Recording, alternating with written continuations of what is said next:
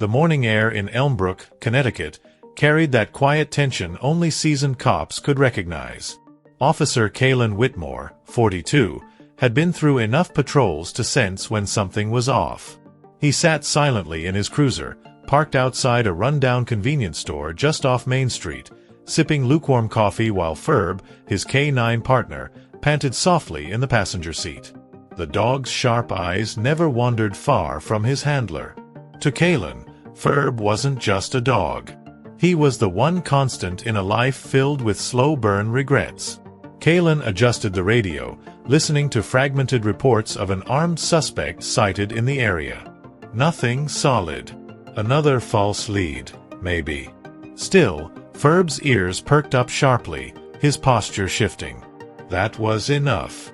The dog's instincts had never failed them. Caelan set the cup down, reached for his vest, and opened the door. The pavement was still damp from last night's rain, and the town, though small, always felt a little too quiet when it mattered most. As they approached the alley behind the store, Ferb tensed, teeth barely exposed, a low growl humming in his throat. Caelan gripped his sidearm, nerves buzzing under his calm exterior. "Easy, boy," he whispered, his voice barely a breath. Then it happened. A flash of movement, metal glinting in the morning haze, then a thunderous crack echoed through the alleyway. Caelan staggered back, pain exploding through his torso as he collapsed to the ground. The world tilted sideways. Blood soaked into his uniform, and a dull ringing filled his ears. Ferb didn't hesitate. His body launched forward, faster than any command Caelan could have given.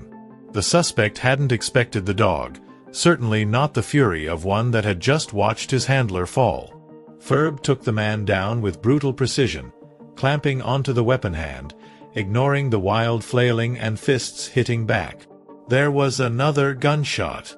Then silence. Caelan lay on the brick pavement, eyes half closed, vision blurring.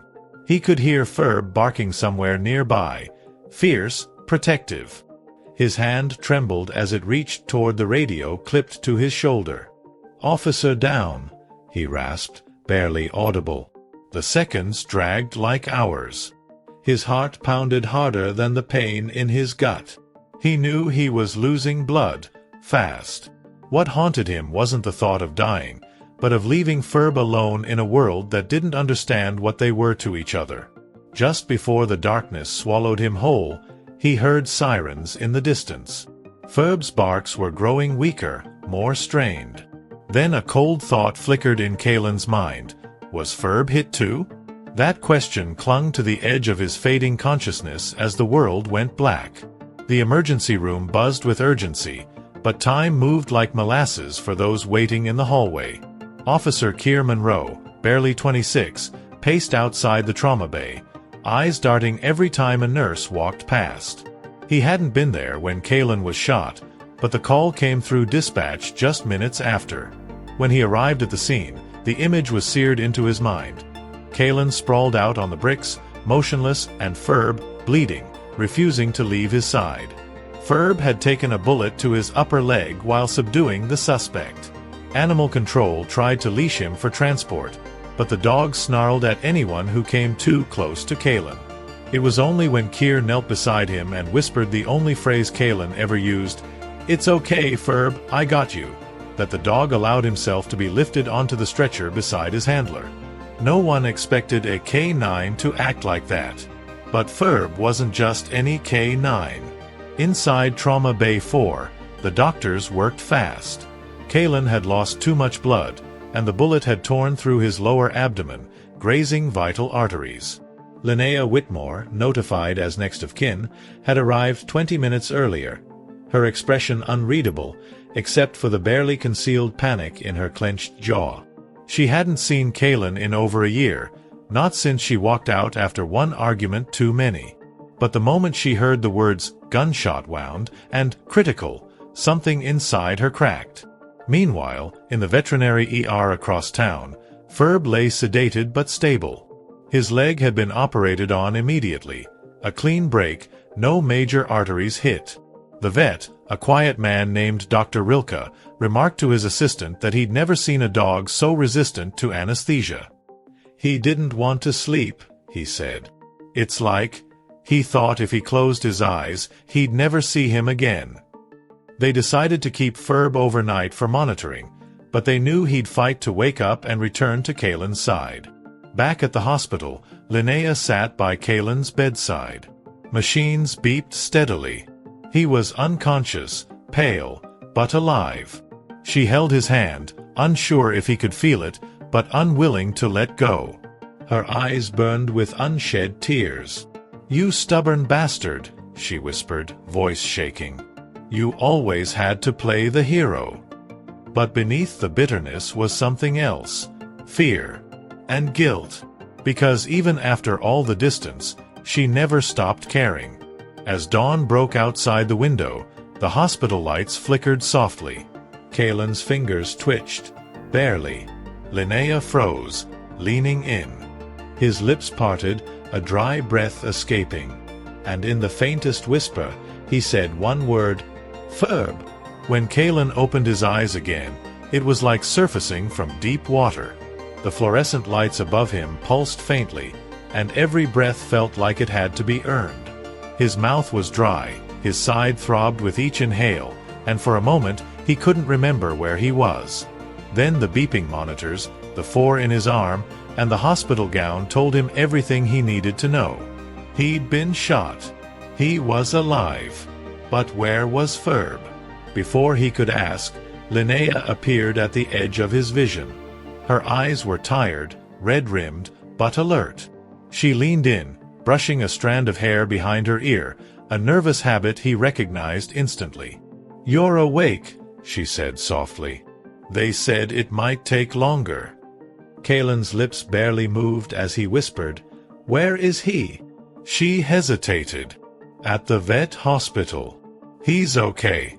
Hurt, but stable." Caelan closed his eyes again, not in pain, but in fragile relief. His partner had made it. Meanwhile, Keir Monroe stood outside the room, listening through the small gap in the door. He hadn't stopped thinking about that dog since the incident. He saw how Ferb had refused to leave Caelan's side, even after being shot himself. It didn't fit with anything he'd learned in training. Ferb hadn't just protected his handler. He'd fought like he understood what death meant. Like he was trying to bargain with fate. Later that morning, Keir visited Ferb. The vet tech warned him not to touch the dog too quickly, but as soon as Keir stepped into the kennel, Ferb sat up, ears perked. Despite the fresh stitches and the cone around his neck, Ferb wagged his tail faintly. The younger officer crouched down, voice low. "You saved him, you know that? I don't think I've ever seen anything like it." Ferb didn't blink. His eyes stayed locked on Keir's, as if waiting for one thing, permission to return.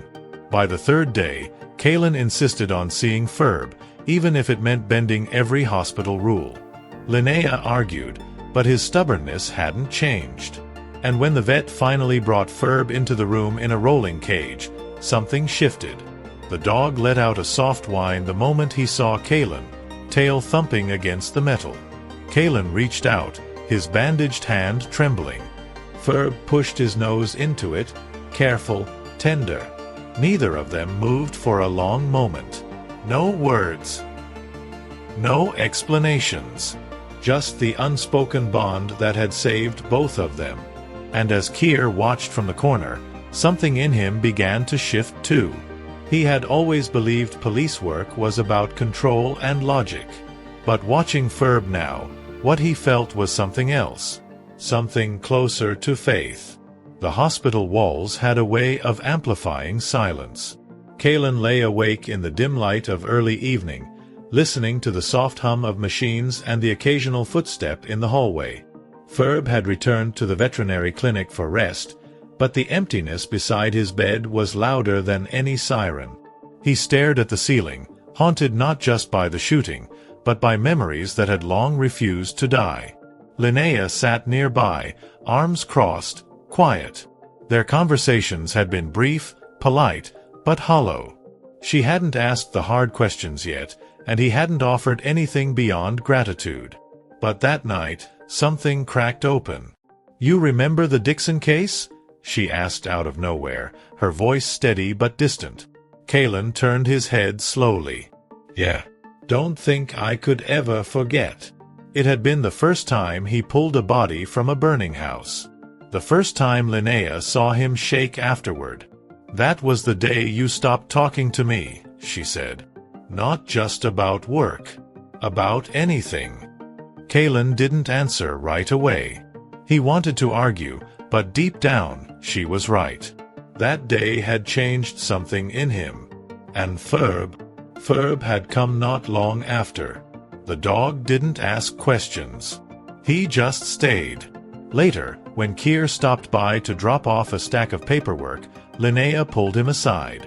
"You've been riding with him for a week, right?" she asked. Keir nodded. "Sort of. He doesn't talk much. Keeps to himself. But with Ferb, it's like watching two parts of the same soul." Linnea looked down, folding her arms tighter. "It wasn't always like that. Caelan used to have people, friends. Then he lost his brother. And after that, it was just walls. And Ferb." Back at the clinic, Ferb stirred in his sleep. His paws twitched slightly, muscles flexing as if chasing something only he could see. The vet tech, watching through the glass, jotted a note, "Dreaming again." But to Ferb, it wasn't a dream. It was memory. The flash of the gun. The smell of blood. The sound of Caelan's body hitting the ground. He whimpered softly, trapped in the same echo. And as night fell over Elmbrook, it was clear this wasn't just a recovery. It was an unraveling. For both man and dog, survival had opened old wounds. And some wounds didn't close without facing what caused them.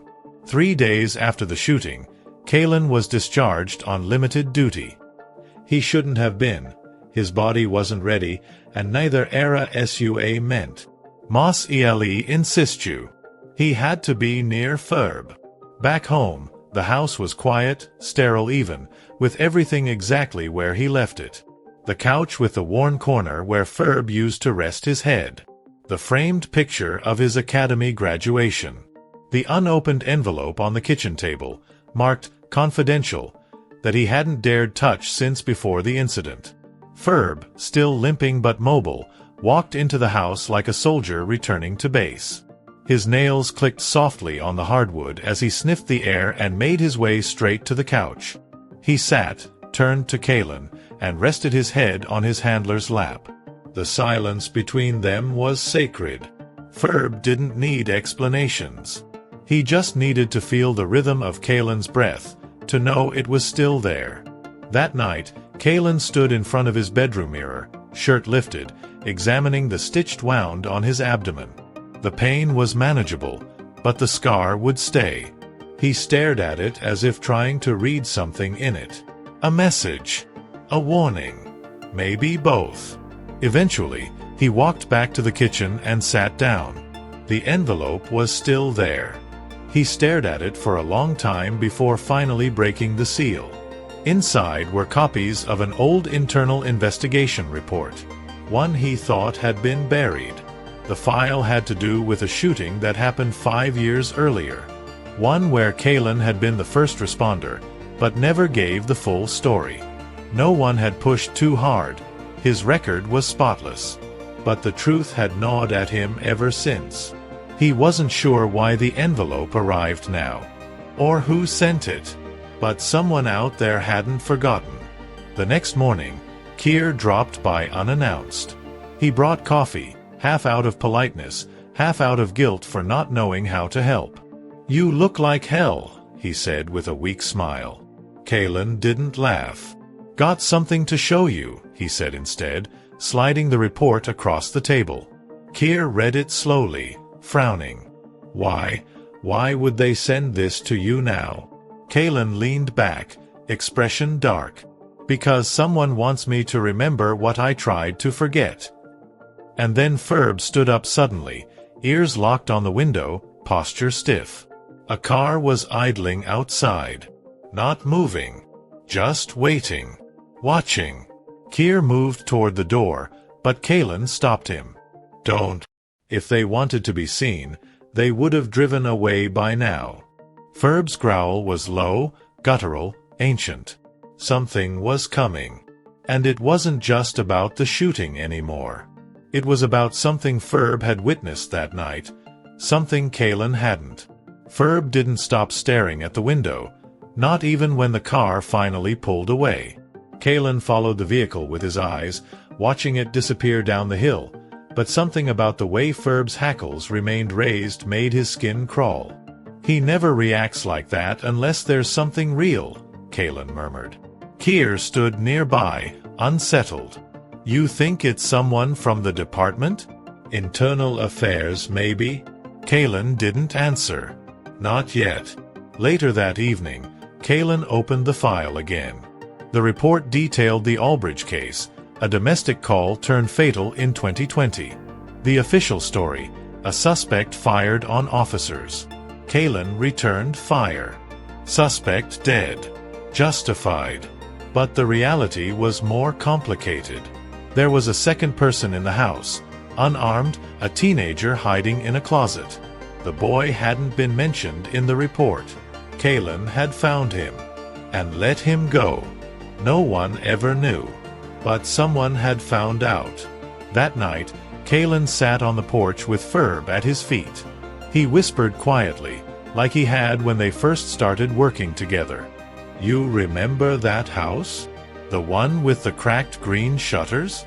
You barked like hell when we opened that closet. Ferb let out a low groan, eyes half shut. He remembered. He always remembered.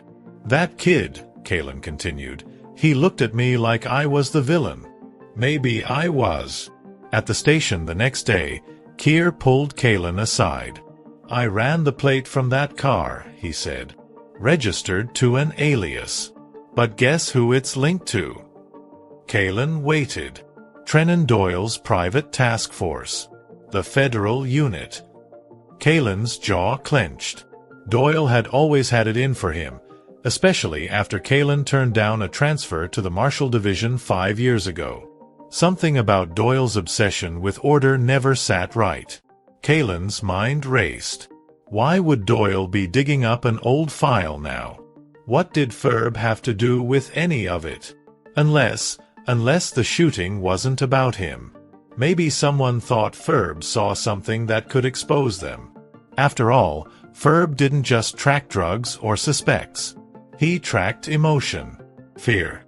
Lies. Guilt. He could smell it all. That night, Ferb pawed at the bedroom door until Caelan let him out into the yard.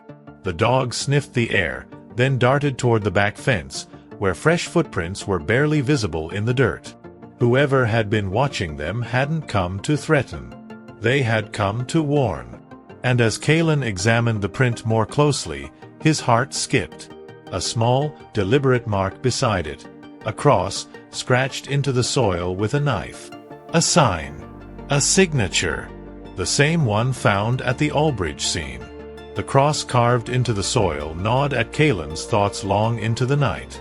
He had seen it once before, 5 years ago, etched onto the inside wall of the closet where that boy had been hiding. It hadn't meant anything to him then. Just another desperate scrawl from a scared teenager.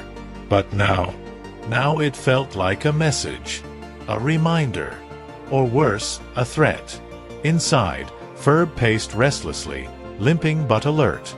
He kept glancing at the back door, ears twitching at every sound. Caelan knelt beside him, running a hand through his fur. You knew back then, didn't you? He muttered. You smelled his fear. But I made the call. I let him go. He paused, then added bitterly, and maybe that's what started all of this. Ferb rested his head against Caelan's chest, as if forgiving him for something the man couldn't yet forgive himself for. The next morning, Caelan returned to the old Aldbridge property. The house had long been abandoned, windows shattered, walls tagged with graffiti. But the green shutters were still there, hanging crooked like broken arms. Ferb moved slowly through the wreckage, sniffing every surface, tail stiff. Then he stopped at the closet door. Caelan opened it. The smell of mildew and thyme hit him first, but there was something else. "No." Ferb growled low. Inside the closet, a single sheet of paper lay folded on the dusty floor. Caelan picked it up carefully. On it was a grainy photograph, a surveillance shot of him and Ferb, taken days before the shooting. And written across the bottom, in a childlike scrawl, "You saved me once. Don't let them bury me twice." Back in the cruiser, Keir stared at the photo in stunned silence. "Someone's watching both of you. Following you. But why come back now? Why after all these years?"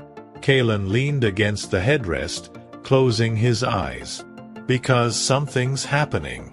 And they want me to remember exactly what I walked away from." Later that night, Linnea showed up unexpectedly. She had a small box in her hands, old case files, photos, scribbled notes. "I kept these after you left," she said. "I didn't know why. Maybe part of me knew you'd need them one day." Caelan opened the lid, and there it was, a report from a social worker dated 2 days after the Albridge incident. Subject: unknown male, approximate 15 years old. Missing. No family. No ID. Only one note in red pen. Refused to speak. Drew crosses repeatedly. Never seen again. Caelan stared at the file for a long time. Then looked at Ferb, who sat motionless at the doorway. "He's not missing," Caelan whispered. "He's watching. Waiting. And he knows something I don't." The rain came down hard the next morning, blanketing Elmbrook in a cold, steady curtain of water. Caelan watched it fall through the windshield of his parked cruiser, the wipers struggling to keep up. Ferb sat in the back seat, his cone finally removed, though he still favored his injured leg. The visit to the Albridge house had shaken something loose in both of them. Now, they needed answers, and fast. They drove to the county records office, a quiet building tucked between the courthouse and an old diner. Caelan had called in a favor to access sealed files from the Albridge incident. The clerk, a soft-spoken man named Milo, handed over a dusty folder with a warning, "There's a lot missing in this one. Pages redacted. Names blacked out. Someone wanted it buried." Caelan wasn't surprised.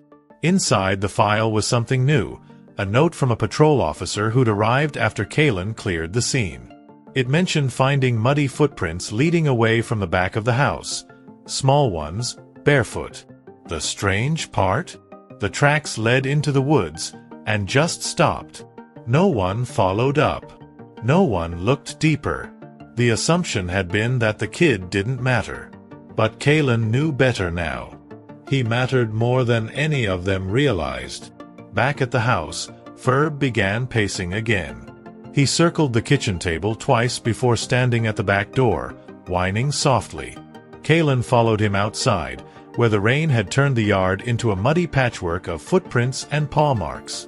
That's when he saw it, a new print, small, human, fresh. It hadn't been there yesterday. Keir arrived minutes later, called in by a text that simply read, "He's been here." The two men followed Ferb's lead through the backyard, past the fence, and into the narrow trail behind the woods. Caelan's heart pounded. The trail twisted, then opened into a small clearing where a rusted trailer sat half-sunken into the earth. Ferb stopped cold. His growl returned, deeper this time. Not fear. Warning. Inside the trailer, it smelled like mold and gasoline.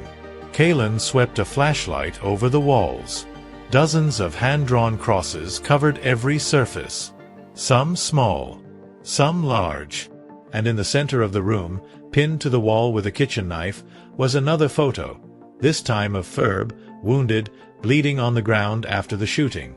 Beneath it, scribbled in shaky handwriting, "They're lying to you. I'm not the only one." Caelan stepped back, pulse racing. This wasn't just a cry for help. It was a message and a promise. Someone was trying to expose a truth that had been buried for too long, and Ferb had become the key to unlocking it. The trailer felt like a shrine to something long ignored, forgotten by most, but kept alive in the mind of someone who refused to let the past die. Caelan scanned the walls, taking in every scratch, every scrawl. Ferb remained at the entrance, tail stiff, eyes locked on the threshold like he expected someone, or something, to return at any moment. Keir stepped carefully inside, flashlight low. "This is obsession," he murmured. "Whoever this kid is, he didn't move on.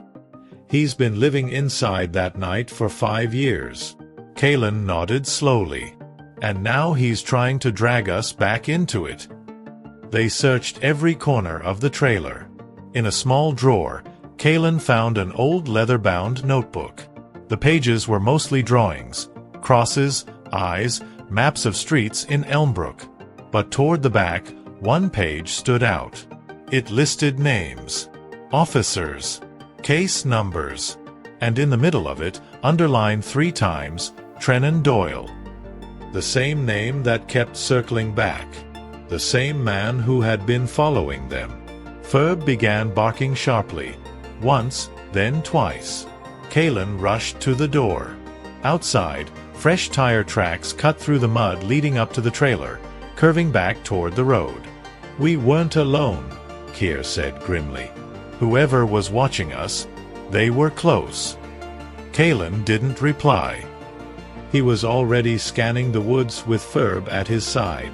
That night, back at home, Caelan opened his personal safe, a small, rusted box he hadn't touched in years. Inside was an unmarked flash drive. It had been handed to him years ago by a fellow officer who died under suspicious circumstances just weeks later. He never looked at it. Never wanted to. But now, with Ferb resting nearby and the shadows creeping in, he plugged it into his old laptop.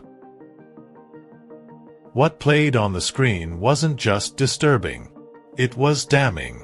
Bodycam footage, grainy, shaky, of the night of the Aldridge shooting. A perspective Caelan never saw. It showed Doyle arriving on the scene minutes after the suspect was down. It showed him entering the house. And it showed him talking to the boy in the closet. Then the camera cut out. Caelan leaned back, the weight of realization crashing down. He lied. Doyle was there. He knew about the kid. He covered it up. Ferb raised his head slowly, eyes fixed on Caelan, as if he too understood the gravity of what had been found. But just as Caelan reached for the flash drive to copy the footage, the screen went black. A warning popped up. Remote access detected. File deleted. Someone was watching. And they were one step ahead. Caelan stared at the blank screen, heart pounding. The footage was gone, wiped remotely. Whoever had access not only knew where he was, but what he had. That flash drive had survived untouched for 5 years. Why delete it now? Because someone knew he was getting too close. And if they had access to his laptop, they might have access to much more. Ferb began to pace. His body was still recovering, but his instincts were in full force. Every sound outside the house, every creak, every passing car, made his ears twitch. Caelan stood up and walked to the front door. The porch light flickered. Across the street, a car sat idle again. Same as before. Same make. Same dent above the left headlight. Watching. Waiting. He didn't wake Keir. Not yet. He just texted him one word, now. Within minutes, Keir arrived at the house. Caelan handed him the now useless flash drive. "I want you to go off-grid," he said. "No emails, no texts, nothing digital. Someone's monitoring my devices." Keir's expression darkened. "You think it's Doyle?" Caelan nodded. "I think it's worse. I think Doyle's just part of it." Meanwhile, Linnea sat in her car outside the vet clinic. Ferb had a follow-up checkup, and though Caelan had insisted on driving, she volunteered instead. "Let me do this for him," she had said quietly. Inside the exam room, the vet handed her something unexpected, an old microchip scan report from the day Ferb was assigned to Caelan. "We never noticed this before," he said. But his chip shows he was reassigned. Before Caelan, he was with another handler. Briefly, a name was removed from the record. The name was redacted, but the date wasn't. The day before the Albridge shooting. Linnea's eyes widened. "You're telling me Ferb had another handler, and it was wiped?" The vet hesitated. "It happens. Rare, but usually when there's something to hide." That night, Caelan went into the basement, where he kept boxes from his early years on the force. He dug through dusty files, old photos, letters, commendations, and then, tucked between training manuals, a folded report marked Confidential, K9 Division. He opened it slowly. The name hit him like a punch. Handler, Officer Grady Lauren. Status, deceased, line of duty. K9 partner, Ferb, reassigned. Grady Lauren. Caelan hadn't heard that name in years. They'd trained together. Lauren had died just days before Albridge. The official story was a warehouse fire. But something didn't add up. Why was Ferb never mentioned in the report? Why was his record altered? As the weight of the truth began to rise around him, Ferb climbed the stairs and sat by the door, ears locked forward. A quiet whimper escaped his throat.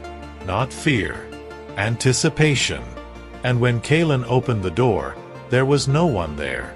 But on the porch sat a manila envelope soaked from the rain. Inside, a photo. A teenage boy, standing next to Officer Grady Lauren. And on the back, handwritten in ink that had begun to bleed. "He was trying to protect him. Just like you." The photograph shook something loose inside Caelan. Officer Grady Lauren, his old academy friend, a man known for his discipline, quiet strength, and unwavering dedication. But Caelan hadn't known about the boy. Or the connection. Why would Lauren, a by-the-book officer, have a teenager in his custody off record? And why was Ferb with them? He studied the image again. The boy couldn't have been more than 15. Same haunted eyes as the kid in the Albridge closet. Same thin frame. Same expression. Guarded, unreadable. Caelan realized the awful possibility. This wasn't just some forgotten witness. This was personal. To Lauren. To Ferb. Maybe even to him. Keir arrived at dawn with new information. "I dug into Lauren's death," he said. Warehouse fire was the official cause. But there were no flames found in the part of the building where his body was recovered. No accelerant. Just smoke. And no autopsy was ever released. Caelan's voice dropped. "Covered up." Keir nodded. Deeply. And get this, Trennan Doyle was the lead on that scene too. Ferb stood by the kitchen door, tail low, ears forward. He hadn't moved much since the photo arrived. Caelan crouched beside him. "You were there," he whispered. "You saw it. You remember him." Ferb blinked slowly, then nudged Caelan's hand with his nose. As if confirming it. Caelan grabbed his jacket and keys. "We're going to Lauren's old house." Keir blinked. "It's been sold. Burned partially in 22. Nothing left." Caelan shook his head. "Still going.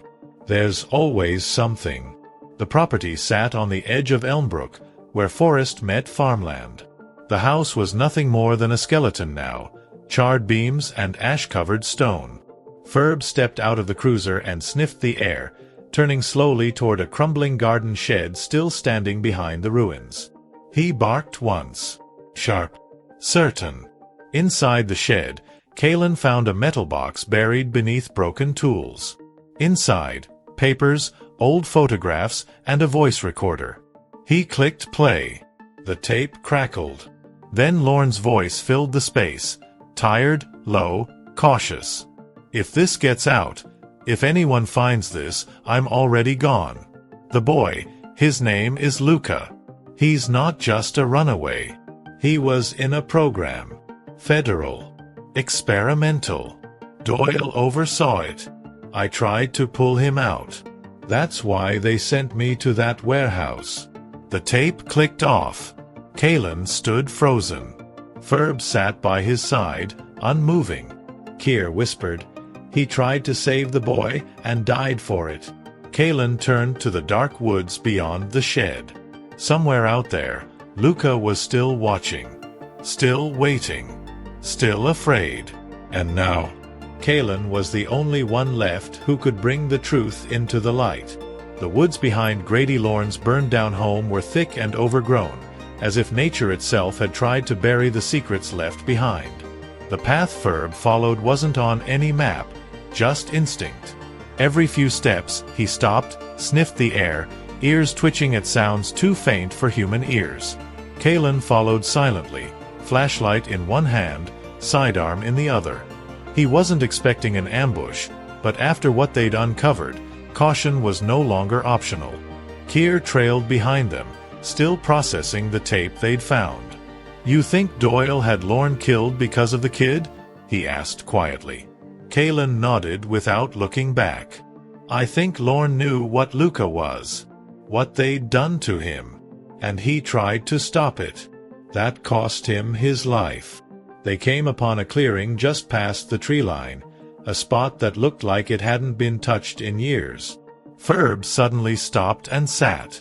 He didn't bark, didn't move, just stared at a single tree with strange markings carved deep into the bark. Crosses, circles, numbers, and a name, Luca. Caelan stepped forward, heart pounding. Beneath the tree, half buried in old leaves, was a weatherproof container. Inside, a burner phone, a notebook, and a single flash drive labeled Insurance. Keir picked up the notebook and flipped through it. Pages and pages of notes, symbols, names, like someone had been documenting everything they could remember. "This kid's been in hiding," he said. "He's scared, but methodical. Smart." Caelan pocketed the drive. "Then we find him before Doyle does." He turned to Ferb. "Can you track him?" Ferb sniffed around the tree, nose working fast. Then, like a switch flipped, he bolted toward the opposite side of the clearing. Caelan and Keir followed, ducking branches and roots, until they reached a gravel road hidden by the woods. There, across the road, stood a figure. Thin, hooded, still. Watching them. Caelan raised his hand slowly. "Luca?" he called out. The figure didn't move. Ferb didn't bark. He just stared. Caelan took one careful step forward. "I'm not here to hurt you." "Neither is he," he said, gesturing to Keir. "We're here because of Grady. Because of what they did to him. We know what Doyle is." Finally, the boy spoke, his voice quiet, cracked from silence. "You brought the dog." Caelan nodded. "He remembers you." The boy looked down, then back up. "They're coming. They found me once. They'll do it again."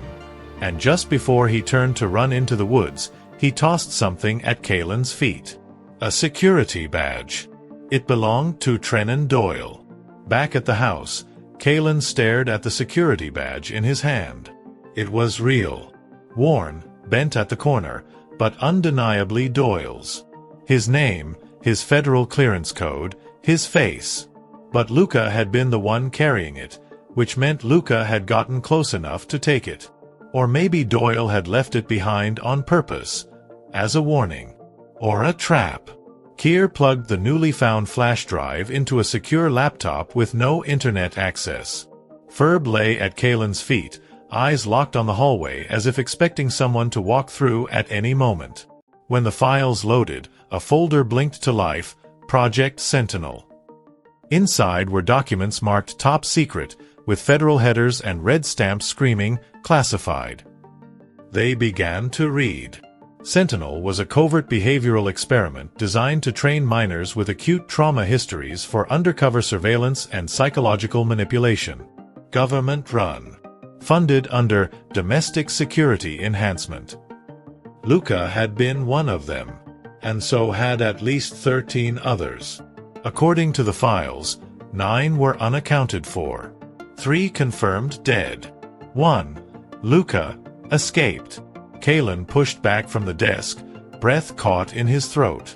They were building weapons. Not with guns. With minds. Keir looked pale. This is Black Ops level. This isn't just Doyle anymore. This is government deep. Caelan stood, anger simmering under his skin. They used kids. Lauren tried to stop it. That's why they killed him.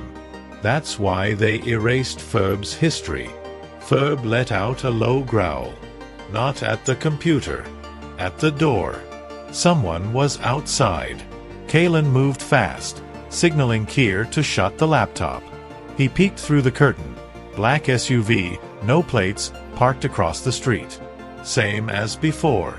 The back window rolled down slightly, just enough for Caelan to see the glint of a camera lens. Watching. Still not moving. But now. Closer. Bolder. He opened the front door slowly, not stepping outside, just letting the porch light cast its glow. "You want to follow me?" he muttered under his breath. "Good. I'll give you a trail worth following." Within the hour, Caelan packed a duffel bag. One for him, one for Ferb. He tossed the flash drive, the burner phone, and the photo of Grady and Luca inside. Linnea arrived without needing to be asked. "You're not going to tell me what's going on, are you?" she asked. Caelan shook his head. "Not yet. Safer that way." She touched Ferb's head gently. "Then promise me you'll bring him back." Caelan looked her in the eyes. "I'm not coming back unless I bring all of them back." As they drove into the night, Ferb sat in the back seat, staring out the window. The storm was gathering. The road ahead was uncertain. But in his chest, Caelan felt something he hadn't felt in years. Purpose. The interstate stretched out like a black ribbon under the midnight sky. Caelan drove with both hands gripping the wheel, eyes flicking between the road and the rearview mirror. Ferb sat alert in the back seat, his posture tense, ears perked with every passing vehicle. They were heading west, toward a lead hidden in one of the Project Sentinel files. A facility, shut down years ago, buried under the name of a juvenile rehabilitation center near a place called Coldwater Bluff. Keir had stayed behind to keep Linnea safe and continue digging digitally, but Caelan and Ferb couldn't wait. The deeper truth, the source of all of it, wasn't online. It was hidden in concrete, in files stuffed into metal cabinets, and in the memories of the few who had survived long enough to be forgotten. About 30 miles out of Elmbrook, the road narrowed into a remote stretch of Highway 6, surrounded by tall pines and no cell service. That's when Ferb growled. Low. Sharp. Caelan didn't hesitate. He eased off the accelerator and scanned the surroundings. A few hundred feet ahead, 2 vehicles blocked the road. No lights. No warning. Just black silhouettes in the dark. Caelan killed the engine. "We're not running," he whispered to Ferb. "But we're not surrendering either." Suddenly, floodlights snapped on, blinding and deliberate. 2 men stepped out, dressed in plain clothes but holding tactical rifles. They didn't identify themselves. Didn't shout commands. One of them walked forward slowly, confidently, like this was routine. Like they'd done this before. "We're just here for the dog," the man said. Voice calm. Almost polite. "He has something we need." Caelan stepped out, keeping one hand near his weapon but not drawing it. "You don't touch him," he said coldly. "You want something, you talk to me." The second man raised his rifle slightly. "We were told not to negotiate." That was their mistake. Before they could react, Ferb shot out of the vehicle with stunning speed, despite his healing leg. He lunged at the nearest man, jaws clamping down on the forearm holding the rifle. The man screamed, dropped the weapon, and staggered backward. Caelan dropped to a knee and fired twice toward the other, non-lethal shots that forced him behind cover. It was enough. Caelan grabbed Ferb mid-movement, both of them scrambling into the forest beside the road. Bullets whizzed through the trees as they ducked behind a fallen log. Breath ragged, heart pounding, Caelan whispered, "They didn't come to arrest us. They came to disappear us." Ferb licked blood from his own muzzle. He wasn't injured, it wasn't his blood. Caelan turned to him, breathing hard. "You're not just a witness anymore, buddy." He looked back at the darkness they'd escaped from. "You're the evidence." Coldwater Bluff barely qualified as a town anymore. Just a scattering of decaying cabins tucked between dense pine trees, hidden from cell towers, cameras, and people.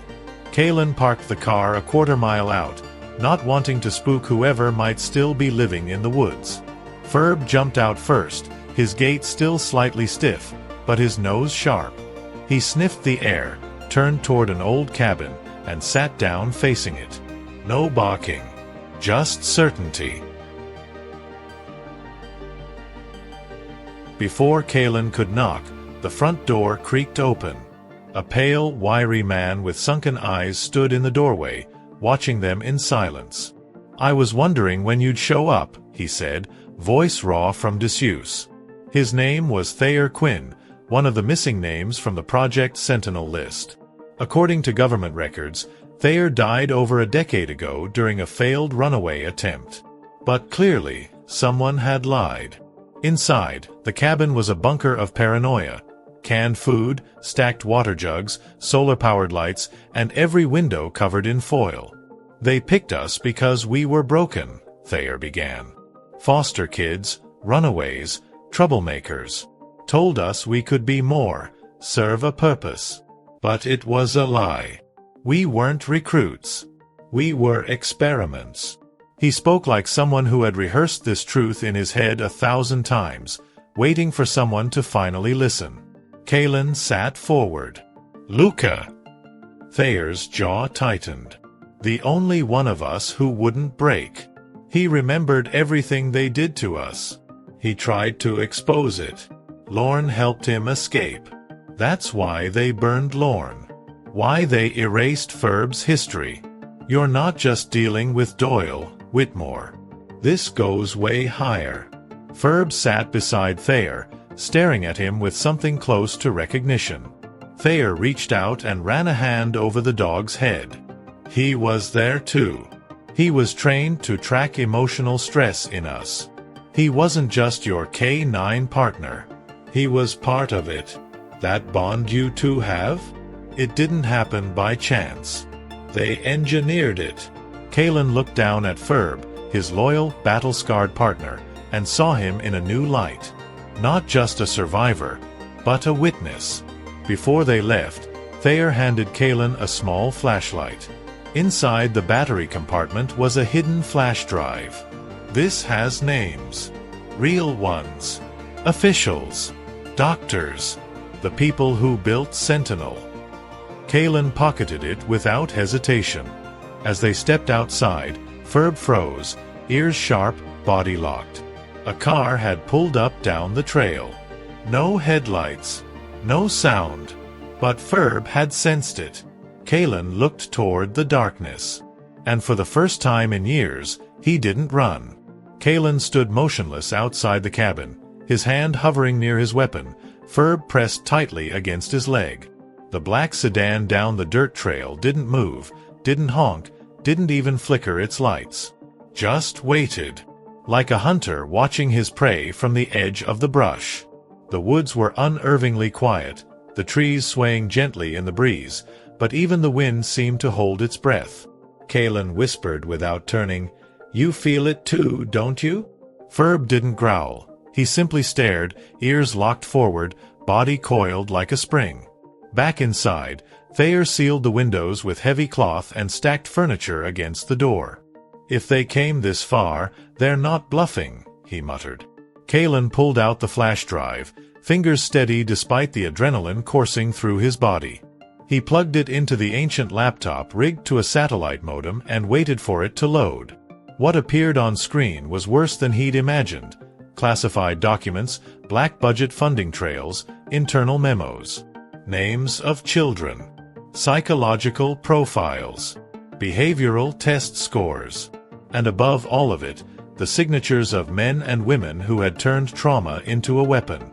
Caelan scanned through the files with Keir on the phone, patchy over a secure line. "This stuff is nuclear," Keir whispered.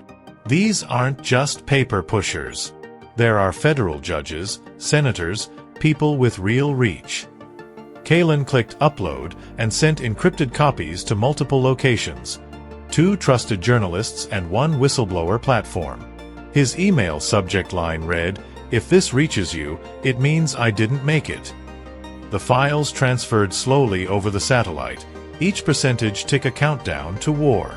When the bar hit 100%, Caelan finally leaned back in his chair. "It's out. It's done." 10 minutes later, all hell broke loose. The silence shattered as the SUV's doors swung open and 3 masked men emerged, dressed in plain black tactical gear with no insignia. Professional, coordinated, and fast. Ferb launched out the door before Caelan could stop him, intercepting the lead man in seconds. A scream tore through the trees as Ferb locked onto the attacker's forearm. Caelan fired a warning shot into the air, forcing the others into cover. "Back off," he shouted, voice ragged. "You're not taking him." But one of them raised a stun baton, aiming at Ferb's exposed flank. Caelan fired again, this time into the ground, deliberately close. The men hesitated. Then, one of them finally spoke. "We're not here to kill. Just to collect." His voice was robotic, practiced. "We want the dog. That's all." Caelan stepped forward, eyes wild. "You think he's just evidence? You think he's just property?" He raised his gun higher. "He's the only one left who remembers everything, and I'm not letting you erase him like you erased everyone else." A long pause followed, tense and buzzing with unspoken threats. Then they retreated. Silent. Swift. Gone in seconds. But Caelan knew better. They hadn't left out of fear. They were buying time. Testing boundaries. Measuring resolve. This wasn't over. Not even close. He looked down at Ferb, blood on his muzzle, breathing hard but standing tall. The message was clear now. They would keep coming. And Caelan would be ready. By dawn, the cabin was nothing but a memory. Caelan had packed up everything. Hard drives, physical files, weapons, the last of Thayer's food, and burned what he couldn't carry. They couldn't leave a trail. The attackers from the night before hadn't returned, but Caelan knew it was only a matter of time. He wasn't going to wait for another ambush. The moment he hit send on that upload, the rules had changed. Now he wasn't just a target. He was a threat. Ferb rode in the back seat of the truck they'd stolen from an abandoned lot miles down the road. His body still carried the weight of injuries and surgeries, but his eyes were sharper than ever. He knew what they were doing. He could feel it. For the first time since the shooting, Ferb wasn't just following Caelan. He was leading him, instinct tuned to something deeper than scent, purpose. Keir called via encrypted app. His voice was tense. "I traced one of the deleted files back to a secure server in DC. You're not going to believe this, but the name attached to the terminal access is Doyle's. He's not hiding. He's protected. Which means if you want to reach him, you'll have to go straight through the system." Caelan nodded slowly. "Good. Let's rip it from the inside out." They made their way east, away from Elmbrook, toward a private estate registered under a shell company that had appeared multiple times in the Sentinel documents. Hidden near the Maryland-Virginia border, the property was massive. Woods, fences, private guards, and no digital footprint. But Thayer had marked it in red ink and circled it twice. Doyle's last known safe house, he'd written. Where everything started. As the sun dipped low, Caelan and Ferb parked a mile out and moved in on foot. The estate's perimeter was patrolled by a private security team, former military, silent professionals. But Caelan knew how to move like a ghost, and Ferb was made for terrain like this. They weaved through the trees, silent, watching, counting movements, timing gaps. Then they saw him, Trennan Doyle, standing on the back patio in a crisp suit, sipping from a glass, talking calmly on a satellite phone. He looked nothing like a man in hiding, more like a man untouchable. But Ferb growled low, teeth bared, as if his very soul recognized the presence of the man who'd torn their world apart. Caelan crouched behind the tree-lean, steadying his breath. "There you are," he whispered. He didn't know if this would end with a bullet or a confession. But he knew one thing. Doyle wasn't walking away clean. Not this time. Caelan waited until the last guard turned the corner before moving. Every step toward the house was calculated, precise. Ferb followed without a sound, his injured leg favoring him slightly but not enough to slow him down. They stopped just beyond the patio, concealed in the trees. Doyle stood only 20 feet away, casually talking on his phone as if the world wasn't on fire around him.